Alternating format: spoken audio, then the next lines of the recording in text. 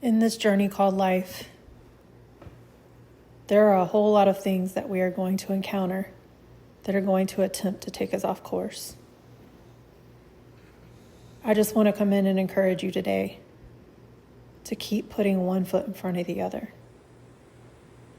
Because there's a world out there waiting for you to show up. Don't let it pass you by.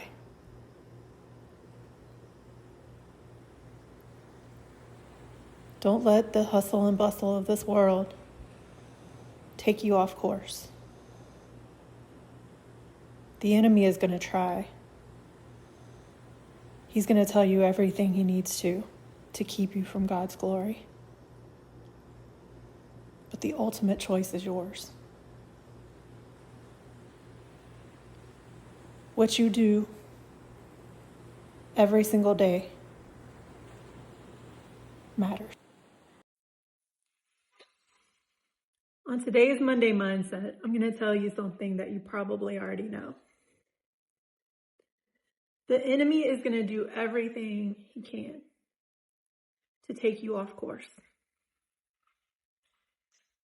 Instead of us thinking about what we do have, what our strengths are, we tend to go elsewhere because even though we know we're strong in certain areas, our belief system isn't built up enough. This is where faith has to come into play. And it has to be strong faith. It has to be the faith that cannot be broken. It has to be the mustard seed. It has to be the type of faith that the enemy can't get through. See, here's the thing. The enemy has told me over the last few weeks to stop doing these videos. To stop doing the Monday Mindsets because nobody was listening. But here's what I know. The enemy lies. Over the last few days, I've actually had people reach out to me and ask me where the videos were. I've had a couple of people tell me they've enjoyed listening to the things that I've been talking about. And they appreciated the transparency and the vulnerability. Because see, here's the thing, you guys.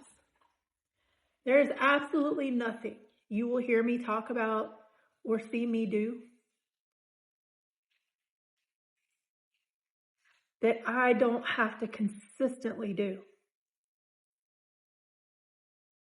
There's absolutely nothing I will tell anyone else to do that I'm not doing actively every single day, day in and day out. And part of that is shutting the enemy up. Because see, here's the thing. When it comes to mindset, here's our enemy.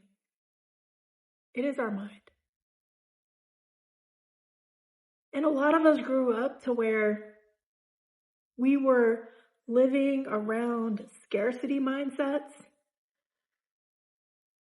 Society as a whole is a scarcity mindset. So we tend to forget that if we sit here and say, I am a believer, I fully believe and put my faith in God,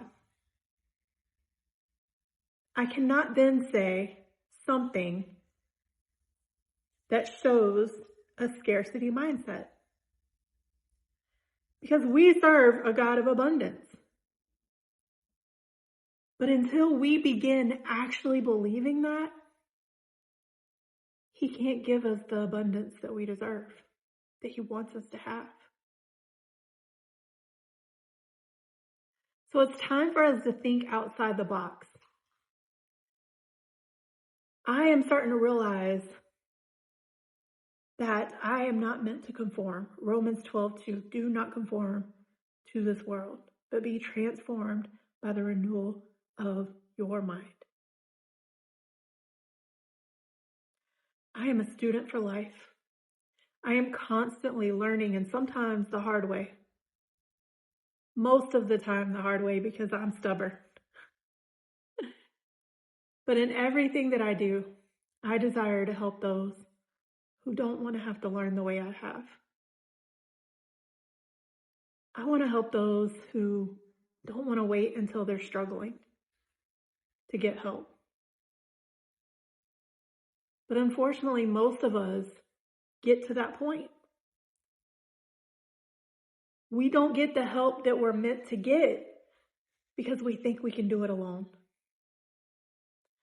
But God is sending us people that want to help us. But yet we still say, nope, I can't do that because insert reason here. Most people will say time. Most of us, it's money. But here's what I've learned about the money thing. We will finance houses. We will finance cars. We will finance TVs. But we're not willing to even think about financing our health until it gets too bad and we end up in the hospital, which guess what? Then we have to finance our health.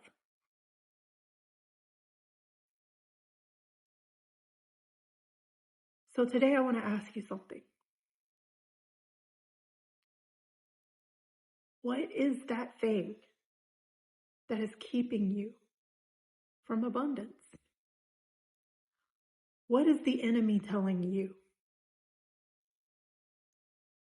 Maybe the enemy's telling you you don't have enough time. There's no way you'll be able to do this. You don't have the resources. You don't have the strength. You don't have the support system that you need. But here's what I know firsthand. God will provide the resources. We have to carve out the time, but He will provide the resources. He will provide the people. And then it's just up to us to take action and do what we are meant to do, to follow the strategy, to follow those who have gone before us.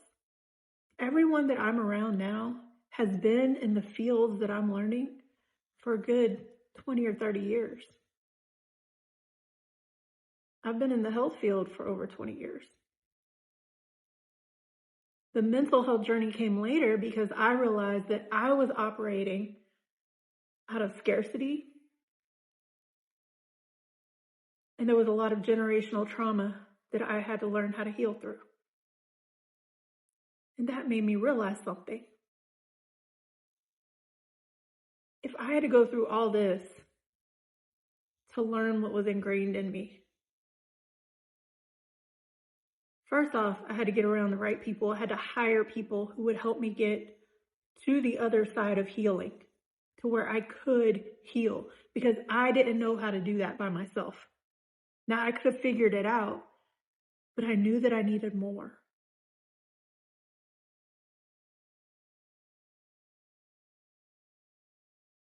Here's what I'll tell you. The more we allow the enemy to take us off course and tell us what we can't do, the longer it's going to take us to get to where God wants us.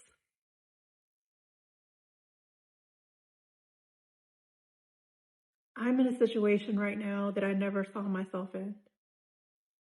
And it's because I was thinking I could cut corners. I got around someone who told me I could cut corners. And to trust them. I trusted the wrong person. I didn't go to God first. I wanted it so badly that I missed all the red flags. It's been like that in my health journey as well. I don't want other athletes, teen athletes, to have 5 surgeries before they start caring about their movement and their mobility and the joints around their bones and underneath their muscles. I don't want them to have to wait that long. I did. Like I said, I'm stubborn. but you don't have to be. So today I want you to think about one thing you can say or do that will shift the trajectory of your life forever. Get still, block out the noise, tell the enemy to get out of your head, and ask God to come in and guide you, because He will. I'm living proof. Keep showing up, keep being obedient. It might get tougher before it gets easier, but it'll all be worth it in the end. God bless you. Happy Monday.